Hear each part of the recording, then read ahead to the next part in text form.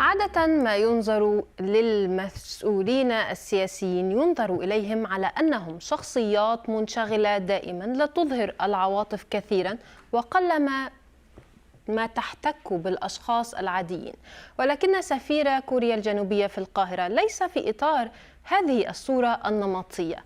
فسمع السفير هونغ جين ووك أن فتاة في 22 من العمر في حي بالمعادي بالقاهرة استغلت حبها وعشقها للثقافة الكورية وأسست مشروعا فهي تطهو الوجبات الكورية في الشارع وتقوم ببيعها. وفاجأ السفير هونغ جين ووك حنين بزيارتها وقام بشراء الطعام الكوري منها.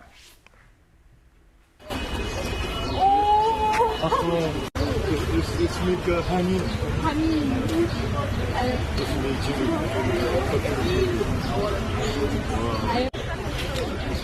أي حاجة في توفوكي. حلو أوي.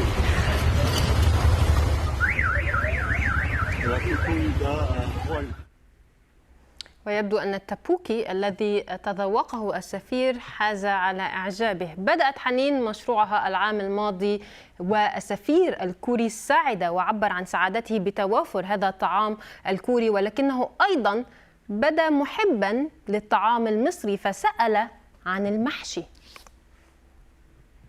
في كشري أو في محشي هنا؟ لا. ليه؟ لا هو كوري بس. كوري بس.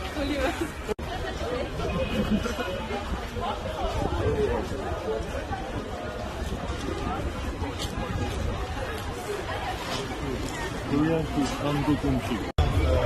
같은 친구 좋아해요. كفاية تشكيلك والله. لا معلش.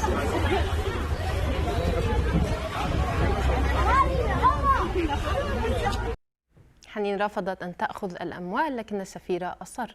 حنين بدأ حبها للثقافة الكورية في العام 2016 تقريبا عندما بدأت تتابع المسلسلات الكورية، ومصر واحدة من أكثر الدول تأثرا في الشرق الأوسط بما يعرف بالموجة الكورية، أي انتشار الثقافة الكورية تحديدا بين الأجيال الأصغر سنا سواء من المسلسلات أو الموسيقى وغيرها كفرقة BTS. فمثلا يقول موقع سبوتيفاي إن من أكثر الدول تشغيلا للكي بوب في عالمنا، وهي موسيقى مشهورة جدا كورية في عالمنا العربي طبعا في الفترة ما بين 2014 و2020 السعودية، الإمارات، مصر، المغرب والجزائر. وإن كانت السعودية هي الدولة الأكبر من حيث الاستماع، فإن مصر هي الأسرع نموا من حيث نسب الاستماع هذه. تفاعل كثر مع قصة حنين الفتاة المكافحة التي تعمل بما لديها من إمكانيات، وكذلك هناك من أشاد بتواضع السفير الكوري هونغ جين ووك. عبير مثلا غردت قائلة: السفير الكوري بالقاهرة من أجمل الشخصيات وقمة التواضع ودائما داعم للشباب المصري ومحبوب من الجميع، وبالتوفيق ليكي يا حنين. أما عبد التواب يقول هنا: هي دي مصر من غير شهرة ومن غير شكوى ومن غير سند، ست ب100 راجل. أتمنى من الرجال المقتدرين الاهتمام بمثل هذه النماذج، والثواب في الآخرة ربنا يهون على بلدنا مصر، أجمل بلاد الدنيا وأطيبها شعوبا. أما أخيرا هنا مع العم ماجد أو حساب العم ماجد: حنين قد الدنيا، بنت مصر، بنتنا شرف لكل المصريين، تحيا مصر وحفظك الله ويا رب يجعل رزق الدنيا بين إيديكي، كل سنة وانت طيبة يا حبيبة قلبي، تحياتي. يبدو أنه يعرفها السواق الفرفوش. ينضم إلينا من القاهرة السفير الكوري هونغ جين ووك. أهلا بك معنا سيد هونغ، أرحب بك. بداية، كيف جاءت معرفة حنين ولماذا ذهبت إليها؟ مندهش جدا. في الحقيقة كنت أعرف أن المسلسلات والأغنية والأفلام الكورية مشهور جدا هنا في مصر. ورا في ظاهرة مذهلة حول الكوري أيضا الأيام دي. ناس كتير أروح إلى المطاعم كورية في مصر ويشتري أكل كوري من السوبر ماركت. وكمان في طباخون مصريين كتير اللي يطبخ أكل كوري. تستسهل إذن الحصول على الطعام الكوري في مصر فهو منتشر. طب لماذا ذهبت لحنين تحديدا؟ ليه رحت لحنين دون غيرها؟ لو أسهل اللهجة المصرية.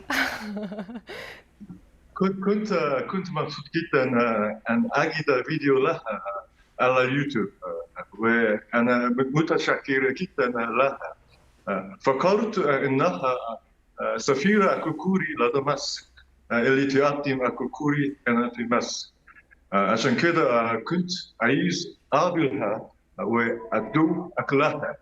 مندهش جدا عشان أكلها حلوة أوي. هيكون شغل في التاريخ إلى بيتي. طيب ماذا عن، يعني لاحظت أنك سألت أيضا عن الأكل المصري، كيف يعني لماذا سألت عنه وكيف وجدت التجربة في مصر؟ هناك من أشاد بذهابك لحنين وقال أنه هذا نوع من أنواع التواضع.